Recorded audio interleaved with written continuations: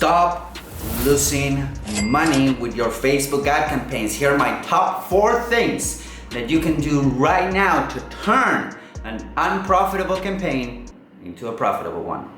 Hey everybody, my name is Hernan Vazquez and I've been in the digital marketing space for the past 12, 13 years now, and I work with guys like Hernan, Grant Cardone, Tony Robbins, Patrick David, Agora Publishing, Paul Getter, Dan Henry, many others. And in this video, I want to share with you how you can turn a non-profitable campaign, a campaign that it's a money pit, into a profitable one by following 4 simple things that you can apply right now to your campaign. The first thing that you can do right now to turn things around is stop battling with the platform. Stop trying to fight your way into profits. What do I mean?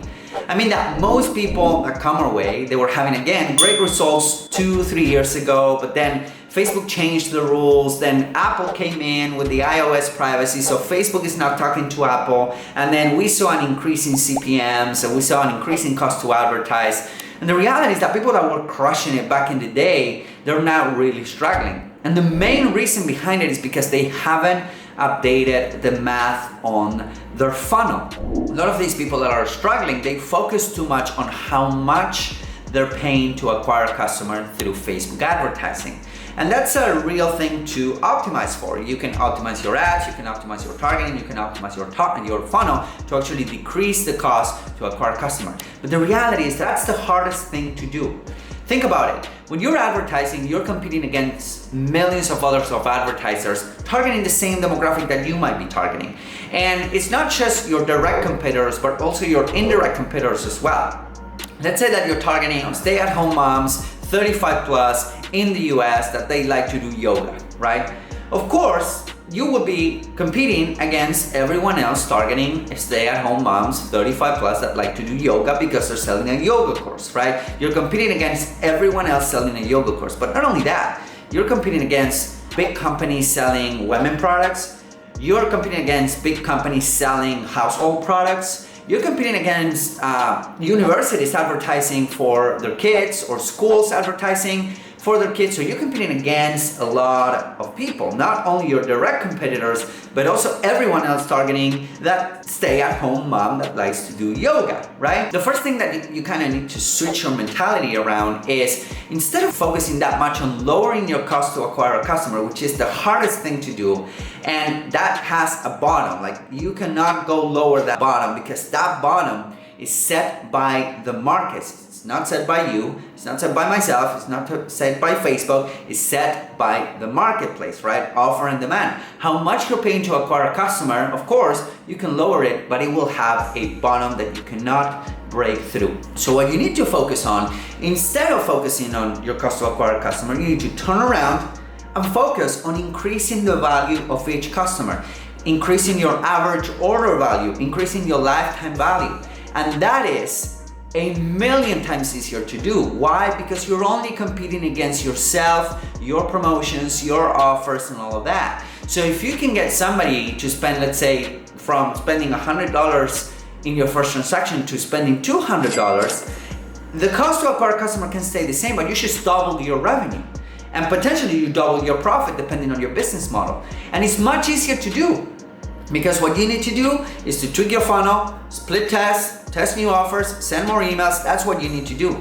That's the reality why a lot of advertisers are struggling right now, is because they focus on the wrong things. They focus on, oh man, it's too expensive to acquire a customer on Facebook. Versus, hey, how can I make this customer more valuable for my company? Hernan Kennedy speaking on stage 1, and he was saying that the cost to acquire customers on social media ads right now, it's getting closer to real world cost to acquire customers. Dan Kennedy, it's kind of the Mac Daddy of direct response. He's coming from infomercial circle, so there's a lot to learn from him. And he was jokingly saying that now we're paying kind of close to reality cost to acquire customers, because the reality is that for the longest time we haven't paid the reality of acquiring customers, but now we are. So you need to update your math in your funnel to make sense for these new updated cost to acquire customers. It's much easier to do. Step number 2 to actually turn a non-profitable Facebook campaign into a profitable one, and that is to increase your CTRs, to increase how effective your ads are in attracting those clicks. When we're placing an ad, it doesn't matter what platform we are in, we can be placing an ad on Facebook or YouTube. What we're trying to do is not to sell the product, okay? This is another misconception or mistake that I see a lot of advertisers do, which is, I'm trying to sell the product on my ad. That's not what you're trying to do. What you're trying to do is to get someone to click on the ad, right? Let me say that again. The job of your ad is to get someone to click on the ad. Of course, you can do this by teasing the product, by sharing the benefits, but what you're trying to do is to connect emotionally with your audience and entice the click. That's what you're trying to do, all right? So why? Because the job of selling the thing is the landing page job. So it's not your ads. Your ads are not supposed to sell the thing, they're supposed to sell the click.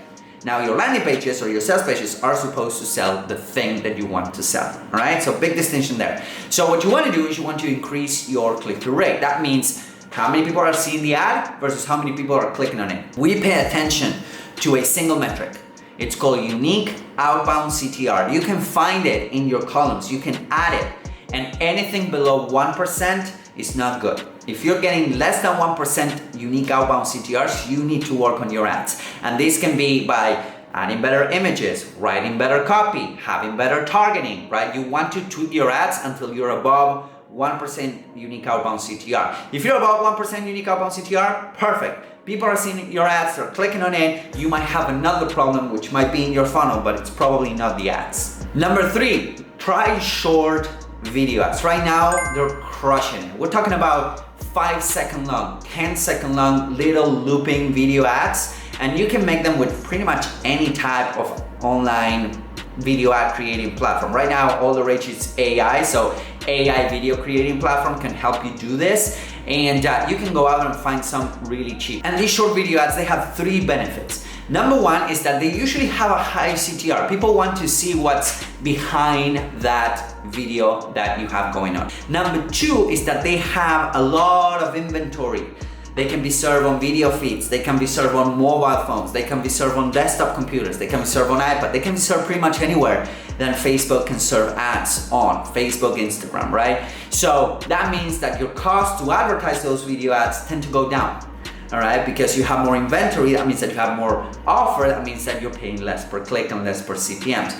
And number 3, since people are watching your videos, you can create custom audiences out of video views. And that is pretty neat, because if you're trusting just on website visitors or leads or something like that, then you're missing out on a big pie, a big pot of people that have engaged with your ads, that have seen those little videos, looping videos, and you can retarget them with more offers. So try short, square, up to 7 seconds, 10 seconds long video ads with your offer, because they are working. And number 4, that has nothing to do with Facebook ads, but everything to do with advertising, is focus on your follow-up. Listen, if you have a great funnel, let's say that you have a book funnel or an acquisition funnel, and that funnel is converting at 10% of whoever visits your funnel. That means that for every 100 visits, you get 10 buyers. That is great conversion rate. But that also means that 90% of people are not buying. If you have great conversion rates, that means that most people are not taking action. And guess what? That is normal. We human beings, we take time to do things. If you have a really engaged email list with a lot of people clicking on your emails, you might have, 40% open rate, 50% open rate. That means that half of your list is not even opening your emails. You have a great click rate on your emails, 20%, 30% click rate, which is sky high. That means that 70% of people are not clicking on those links. The same happens with Facebook, and the same happens with funnels. How do you fix that? With follow-up.